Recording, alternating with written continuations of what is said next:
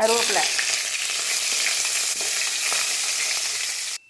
பெரிய வெங்காயத்தை பொடி பொடியாக அரிஞ்சு வச்சுருக்கேன். நல்லா வதக்கணும். அதை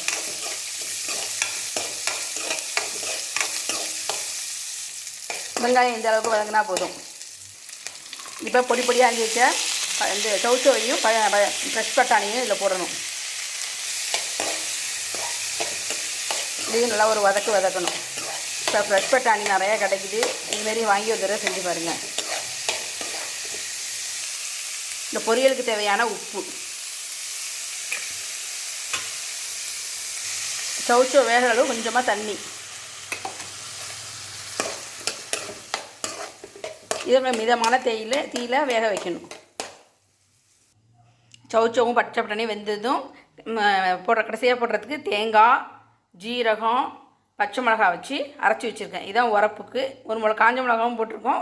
ஒரே ஒரு மிளகா பச்சை மிளகாவும் இதோட சேர்த்து அரைச்சோம்னா நல்லாயிருக்கும். அரைச்சி வச்சுருக்கேன். நல்லா வெந்துருச்சு. இப்போ நம்ம தேங்காய், பச்சை மிளகாய், ஜீரகம் அரைச்சி வச்சுருந்தோம்ல, அதை போடுவோம். அதில்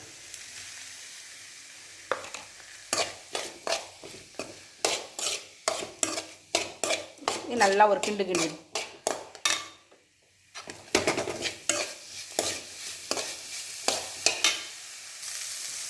சௌசௌ பச்சை பட்டாணி பொரியல் ரெடி. இது மாதிரி ஒரு தடவை செஞ்சு பாருங்கள். நல்லா டேஸ்ட்டாக இருக்கும்.